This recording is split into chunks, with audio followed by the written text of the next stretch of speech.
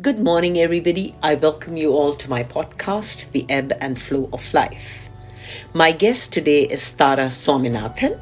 Tara is a graduate of occupational therapy from AIIMS, New Delhi, India. Tara came to the US in 1974. She has 3 children. Her husband, Dr. Shastri Swaminathan, a psychiatrist, worked long hours and was very busy with his practice. Tara decided to be a full-time mom. Becoming a mother changes one's worldviews isn't news, is it? I have spoken to hundreds of women, some of them who hold advanced degrees, and they said that they chose to stay at home and have a physical and emotional bonding with their children. They simply couldn't think of going back to work and couldn't imagine anyone else taking care of their children. Tara says she feels fortunate that she could stay at home with her children, but has tremendous respect and admiration for all the working mothers who were able to do both fronts. During this time, she pursued music and finished a 3-year course in North Indian classical music. She was very active in the school PTA and then went on to become a travel agent for a while.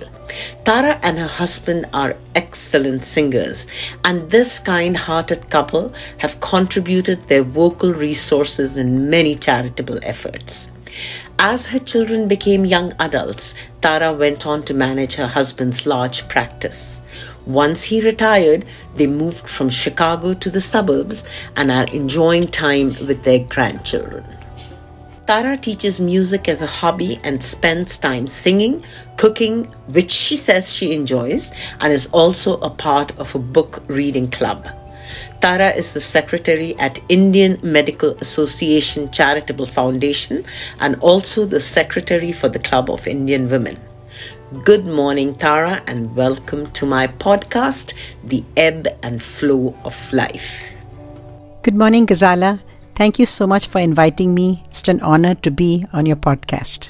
Let's start with this question. What is your background? I was born and raised in India. Interestingly enough, since I grew up in the north, I was like an immigrant. I became fluent in the local language, which was Hindi. And then, when I moved to the US, I think it helped me a great deal to be accepting of different ethnicities and also to assimilate in the US. Tara, were you always interested in music? I was interested in music, and music was in the air in our home. My mother was a superb musician. I learned music while I was in school at an early age. Then I came to the US, and my husband was very supportive and encouraging, and I was able to learn and pursue North Indian classical music with Mani Mazumdar and Tapan Bhattacharya. And since he was interested in music, we both ended up singing for a lot of charities. When and how did you discover that you had the ability to compose?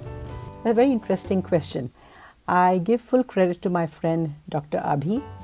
Her mother had written some lyrics for many songs and had stored them carefully over 20 years.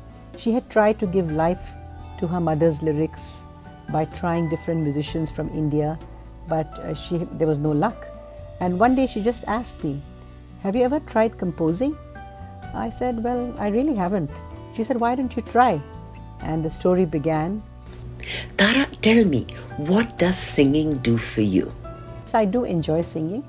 And I do feel that during this COVID times, it has been something which I feel I have been able to spread some amount of happiness to people who have been homebound. And we all know that when we give happiness to others, we get happy too. So it has been good for me, very therapeutic. What is the best advice you have received? The best advice I have received is there's enough sun for every artist to grow, and to encourage every budding artist and be patient and hear everyone out with the same interest. Do you think Indian music has a future in the US? And if yes, why? And if no, why? Interesting question. Since everything has become globalized, Indian music has become a part of, I think, every country. But the sad part is classical music per se is dying within India itself, which to me is sad. But I think just like a circle, it'll come back sometime. My mother's passion for music was like something I can't even describe. She pursued her music through so many family responsibilities and did everything to the best that she could. And she's a person to be admired by everyone, and she made sure that all of us had some music to be exposed to, so that at a later date this will be a hobby for us on our own.